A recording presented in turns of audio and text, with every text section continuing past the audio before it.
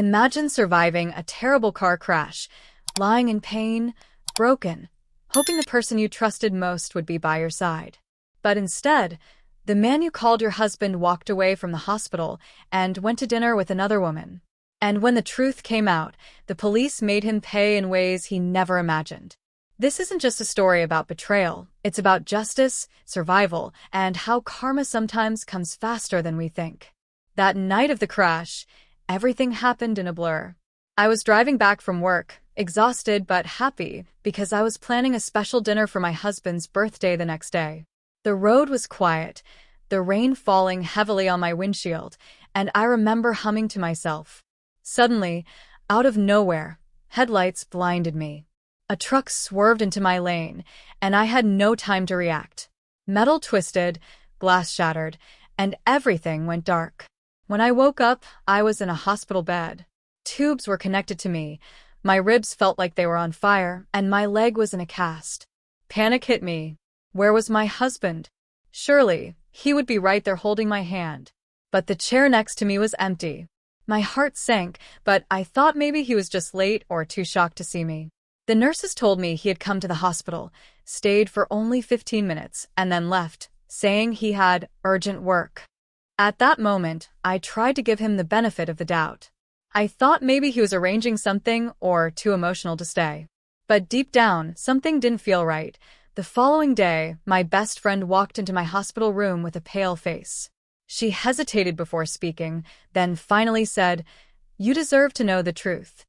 She pulled out her phone and showed me pictures, my husband, sitting at a fancy restaurant with another woman, laughing, toasting glasses, acting like he had no care in the world. The timestamp was the same night as my accident, when I was fighting for my life in ICU. I couldn't believe it. My chest tightened, not just from broken ribs but from heartbreak. The man who vowed to be with me in sickness and in health had chosen a romantic dinner instead of my bedside. Tears streamed down my face. It wasn't just betrayal, it was cruelty. When he finally came to visit me the next day, I asked him directly, "Where were you last night after you left the hospital?" His eyes flickered, his lips curved into a nervous smile, and he said, "Work dinner. You know how it is." I stared at him, trying to process the lies spilling from his mouth. But the truth had already burned into my heart. He wasn't ashamed, he wasn't sorry. He had made his choice. As I lay in that hospital bed, unable to move much, I replayed our marriage in my mind. The little red flags I had ignored, the late nights at the office, the excuses about being too tired. I realized the accident didn't just break my bones. It shattered the illusion I had been living in. Days later, when the police came to take my statement about the crash, something strange happened. They told me the truck driver who caused the accident had been drinking. They were already building a case against him. But here's where fate twisted the story. My husband's name came up in their notes. He had apparently been seen with the driver earlier that evening at a bar. Shocked, I asked how that was possible. The officer explained that several witnesses saw my husband and the truck driver drinking together, laughing, almost like friends. Suddenly, a sickening thought hit me. Could my husband have been involved in this? Was my crash not just an accident? When I confronted my husband with what the police said, he exploded. His calm mask broke, and he shouted at me, accusing me of being paranoid, ungrateful, and crazy. But the more he denied it, the more I saw the guilt in his eyes. My best friend, who had been quietly supporting me, decided to dig deeper. She hired a private investigator who followed him for days. What they uncovered was worse than I imagined. My husband wasn't just cheating, he was planning to leave me completely. He had been funneling money into a secret account, preparing to run away with the woman from the restaurant. And the night of my accident, he had been with the truck driver at the bar, encouraging him to drink. The investigators suspected it was no coincidence that the driver's truck swerved into my lane. My blood ran cold. The man I married might have wanted me gone. The police intensified their investigation. They questioned my husband again, and this time his answers didn't line up. Phone records showed he had called the truck driver only minutes before the crash. That was enough to make the police suspicious. Meanwhile, I was discharged from the hospital, but my body was weak. I had to use crutches. every step a painful reminder of that night. But pain turned into determination. I wasn't going to let him win.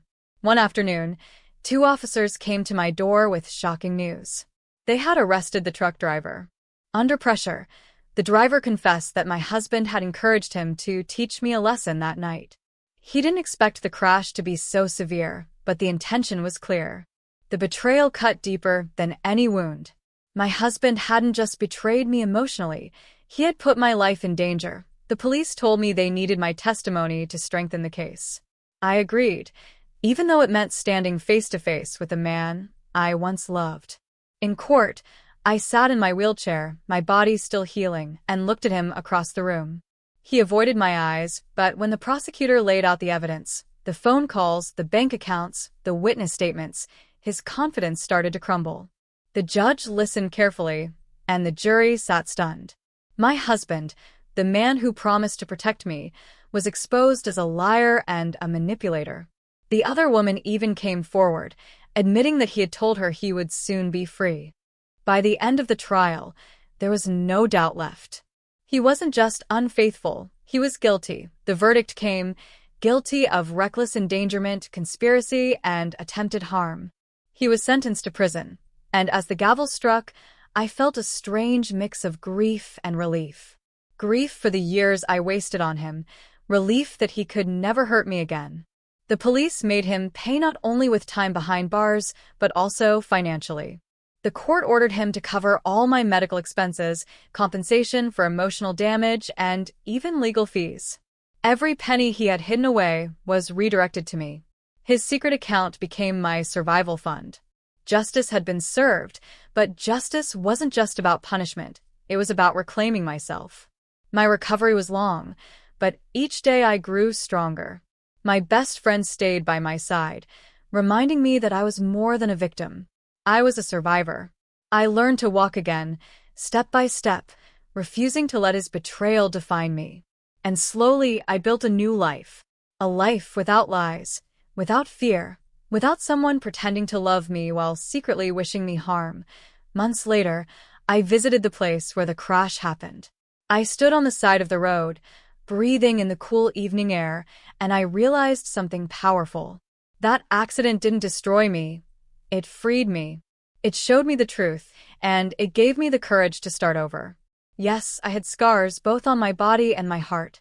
But I also had strength, the kind that only comes from surviving the unthinkable.